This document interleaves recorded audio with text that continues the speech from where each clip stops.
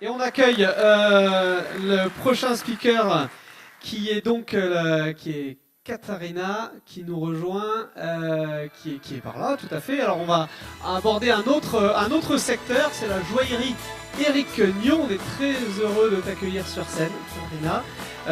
Alors on va parler ensemble, comme son nom l'indique, donc on va tout à l'heure, on parlait effectivement de commerce. Là, on va presque parler d'artisanat. On va comprendre un peu le positionnement aujourd'hui de ce que vous faites. Et puis, comment aujourd'hui vous intégrez aussi, notamment les nouvelles technologies, justement, au bénéfice, comment vous intégrez l'innovation aussi au bénéfice de l'attente et de la satisfaction client. C'est Bonjour bon? Eric, merci pour l'accueil. Merci à toi. Je voudrais remercier Didier et Glémarec pour l'invitation également. Je voudrais vous plonger dans notre univers et tout de suite après, comme ça, je vous présente tout ce qu'on a mis en place. Voilà, tu gardes bien le micro assez haut, qu'on t'entende, et c'est bon. Allez, on va commencer par une vidéo.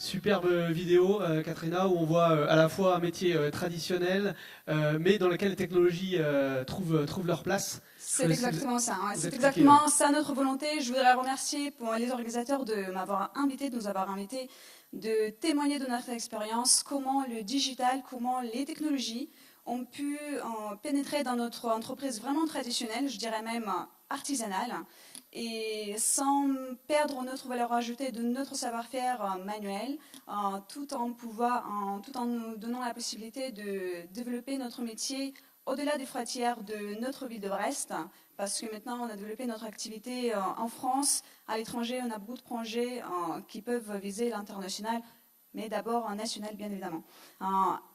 Bien sûr, en parlant du digital, il y a avant tout une histoire humaine, une histoire de rencontre, une histoire des personnes. Et c'est vrai que la Joaillerie Réunion, le studio Joaillerie Réunion 3D, à l'époque, il y a 10 ans et il y a 20 ans, ce n'était pas la même chose. En fait, pour revenir un peu en arrière, mon époux, qui est joaillier créateur, qui est parisien à la base, qui est ancien élève de l'école du Louvre, il a un Brestois d'adoption comme moi. Mais il est arrivé à Brest il y a plus de 20 ans, en 1994, et il a créé son petit atelier rue Colbert, dans la petite rue perpendiculaire à Brest. Quelques années plus tard, il a eu l'opportunité d'acheter un commerce rue de Siam, de la bijouterie classique, qu'il a continué de développer tout en rajoutant une petite touche de joaillerie d'une année à l'autre, parce qu'à cette époque-là, il n'avait pas beaucoup de moyens et tout se faisait par comme aujourd'hui, par nos propres moyens, ça veut dire tout doucement, tout doucement. Notre rencontre en 2006, ça nous a créé vraiment un autre élan dans l'activité. Moi, je suis russe, je travaillais déjà en Russie dans le secteur similaire en joaillerie, mais plus dans l'organisation des événements dans l'univers de luxe. Et c'est vrai que notre rencontre, qui est devenue aussi une rencontre personnelle, ça nous a permis de réunir nos passions ensemble et évoluer ensemble, travailler ensemble et se développer ensemble.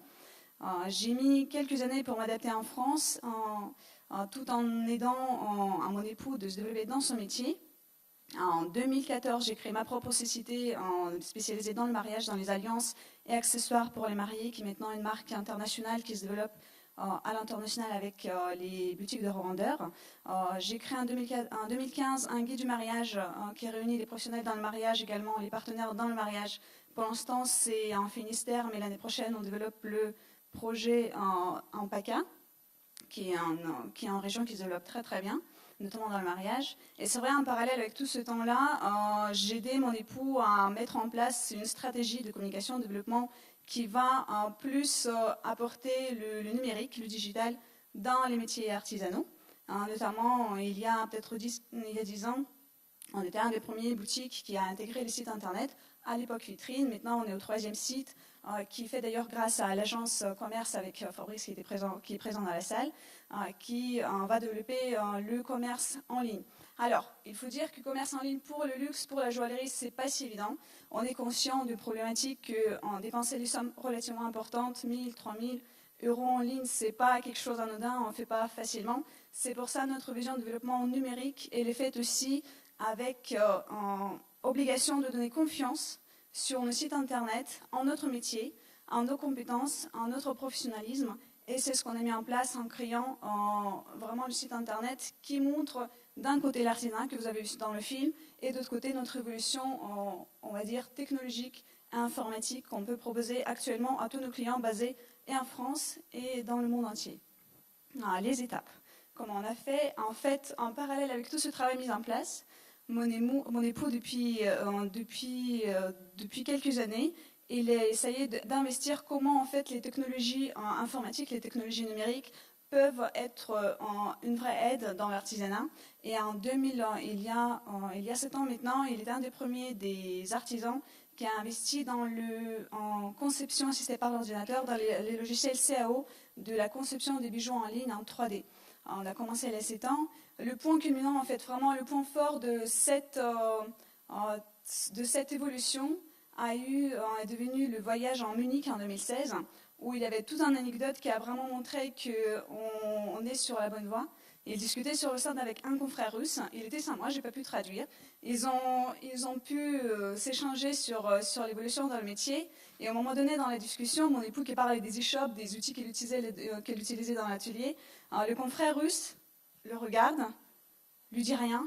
Il sort son téléphone et lui montre 2016. Bon coco, on est en 2016.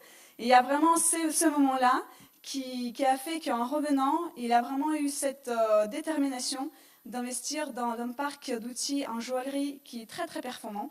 On a un des premiers ateliers en France de joaillerie équipés avec les outils high-tech. On a des imprimantes 3D, on a des fontes, des fonderies intérieures qui sont dans la boutique.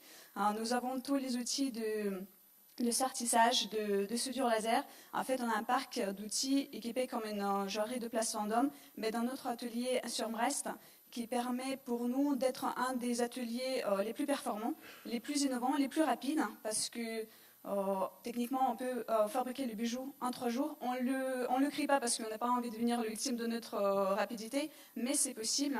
Et tout ça en invitant des personnes de vivre une expérience cliente hors du commun, parce que ce que nous avons créé, en fait, sans le vouloir, sans le savoir, la création du studio 3D, où les clients viennent à notre rencontre, discutent sur leur projet avec nous, où le bijou se crée devant eux en temps réel sur 3D, et qui est possible à essayer un prototype en résine, en maquette en résine, 3 heures après leur passage. Ça a révolutionné notre métier, ça crée les coups de cœur qu'on n'a pas vu dans les commerces traditionnels depuis très longtemps, depuis la crise je pense, parce que les gens sont très raisonnables en dépensant les sous, ils réfléchissent longtemps, Et les coups de cœur, c'est vraiment un moment que les gens ont perdu l'habitude de vivre et c'est le moment pourtant si fort, si émotionnellement fort pour nos clients. En sachant aussi qu'avant, les hommes étaient un peu traînés dans les joailleries. Hein, c'est vrai qu'on a beaucoup de personnes qui n'osent pas trop franchir le seuil.